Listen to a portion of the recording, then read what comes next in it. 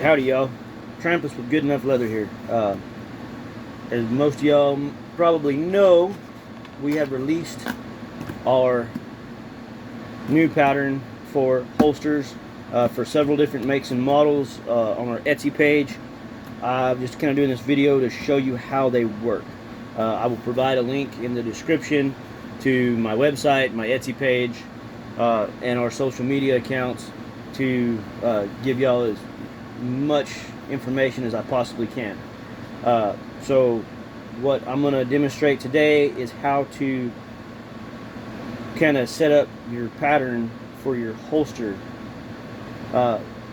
Today I'll be doing a Glock 19. This is the one that I recently designed for a Glock 19.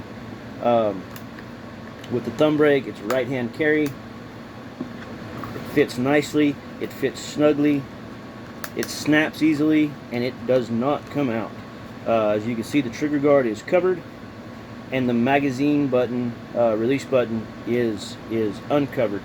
A lot of problems that I see on some holsters is that they come up and they'll cover this magazine release button, and you can actually, while you're reholstering your firearm, you can actually snag that button or hit that button on your holster, and it will pop your magazine out. Nobody wants that, so this one here, it does not do that. You don't have to worry about that with this holster. It easily snaps open, and it easily pulls. The front sight does not snag on the bottom of the holster, and it's just an all-around, to me, a very comfortable, very simple holster. It's very utilitarian. We can make it fancy, we can make it pretty. As you see, I've done some stamped basket weave and some antique on here. My personal holster is for a Taurus G2. I did a little bit fancy stuff on it with the hand cut basket weave. So there's a lot of different things that you can do with this pattern. Now, when you buy the pattern off Etsy, it will come with two pages, page 1 and a page 2. Page 1 is your main body. You'll cut one out of 4 to 5 ounce leather, or 5 to 6 ounce, depending on your preference. I prefer a 4 to 5, just because I know I'm going to be lining it with a 2 to 3, as well as putting the reinforcement patch on. So even though this is 4 to 5 with a 2 to 3 and this patch on, it's still very stiff, very sturdy. So I don't want to make it too uncomfortable, especially if it's going to be for an inside the waistband carry. You can easily modify this. All you have to do is put the clip on the other side of your reinforcement patch to make this a right-handed inside the waistband carry. So it's highly modifiable, and once you purchase the pattern, you're welcome to do with it whatever you please. So basically, yes, so 4 to 5, 5 to 6 if you want. Flip it, cut one, a 2 to 3. You can easily do it one single ply if you want. Out of 7 to 8 would probably be the best. Maybe 8 to 9 wouldn't be too bad. But just remember that you're still going to be putting this patch on the front for reinforcement of the thumb brake. Thumb brake on the right hand side means you're doing a right hand holster. Thumb brake on the left hand side means you're doing a left hand holster. That's pretty well just kind of rule of thumb. If you're gonna, like I said earlier, if you're gonna be doing an inside the waistband, you're gonna want to move this slot punch and this hole over here to this side. That way you're not gonna be in the way of your thumb brake. You're still gonna be able to hit that thumb brake with your right hand side, and it'll just be on the other side is all.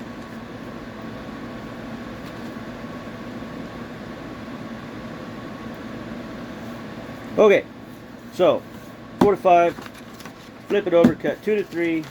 I usually just do 4 to 5 on this, just because that's what I've got. I put my slot punch in, put my number 2 hole punch in.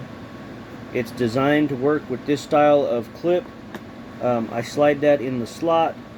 It's kind of a pain in the butt to do it on a paper pattern. I don't want to rip my pattern, but you'll wind up setting it in there just like that. You have plenty of room around it to sew your patch on, and you'll be good to go there. You can tool this any way you want to. You can put initials, logos, brands, basket weave, floral tooling, whatever you feel like you want on there. Maybe sometime in the future I'll put out some pattern packs when I actually learn how to draw. I'm a terrible artist, but we'll try it someday.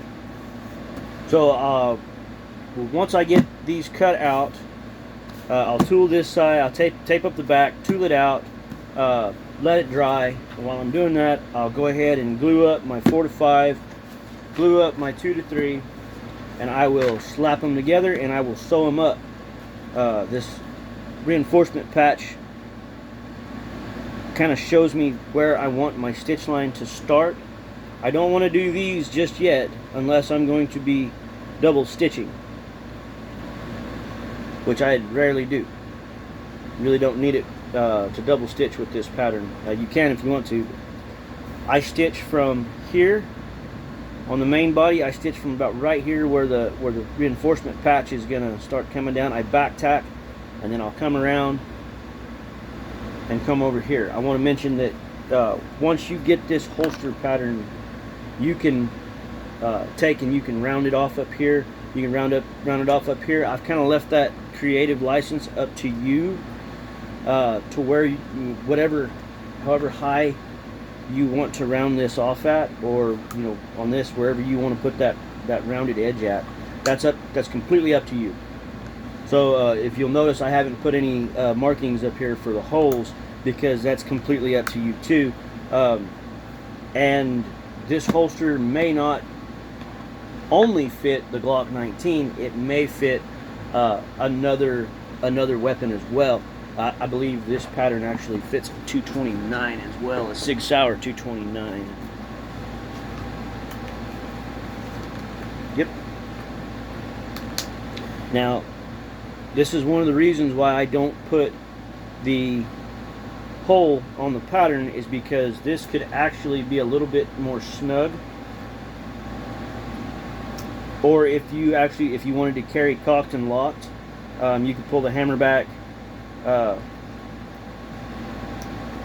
and bring that around to where it will fit a little bit lower, and you won't need this thumb break up as high. So that's one of the versatile options on this pattern. So back to what I was saying. I'll sew all around this, and I'm not going to sew down here just yet. And there's really not a whole lot of room or reason to sew this little area up. It's not that big of a deal. So I just sew up around here, and I sew around the bottom right here. And then once my reinforcement patch is tooled out, I've done everything that I want to do with my antique and my die and everything like that, then I will go ahead and mark out the patch on the main body. I'll scuff it up with a nice little scuffer, or scratch it up with a scratch-all, or whatever I got handy to get a nice scuff on it.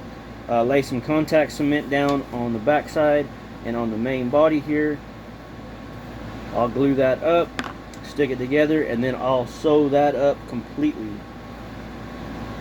around that entire piece. I also usually wait to round this end off until I've got the reinforcement patch on there. That way I can just use a round punch and be done with it.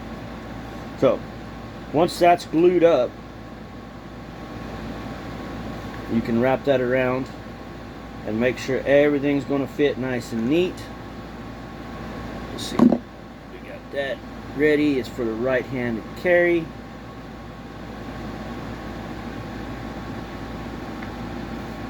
Pretty close. When you're mocking these up, binder clips are your friend. So I make sure everything's going to fit there. Take a big binder clip and set on there. That's when I'll wrap my retention strap around.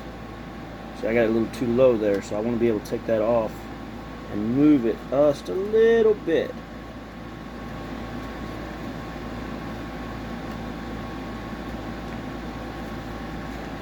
do this first. Get it mocked up here without the retention stripe. I mean, without the reinforcement patch on there.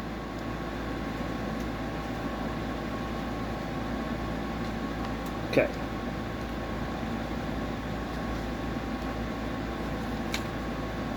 Pretty close right there.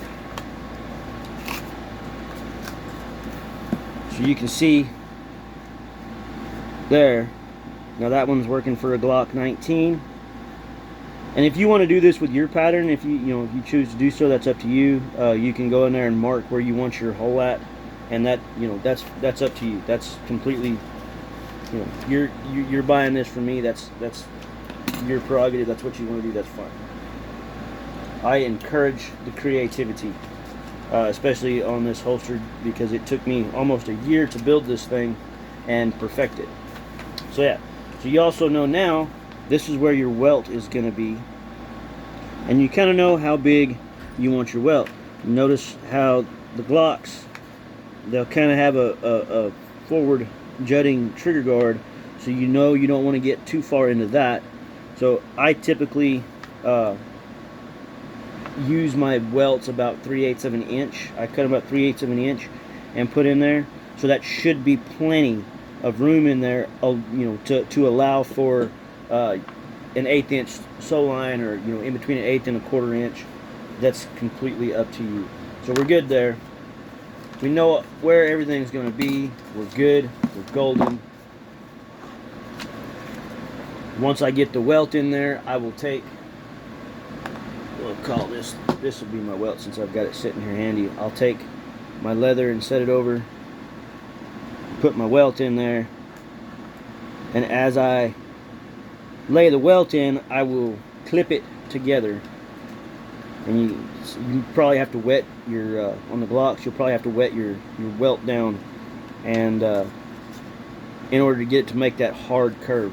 But that's basically how I put it together, and then I just sew it up right there. Once it's all done and sewed up, the clip's already in it. You don't have to worry about riveting the clip in. You do that before you sew up the reinforcement patch, so that's in. All you have to do is set your snaps, and you're done. That's it. You have built a holster with this pattern. So I hope this video kind of helps y'all a little bit when it comes to these patterns. If you need anything from me, just give us a holler. Like I said, there will be links in the description on how to do this. So if this is just for the Glock 19, down the road I'm going to actually do some builds on camera, so that you can kind of see how I go about building this stuff. It's just going to be a process, so bear with me.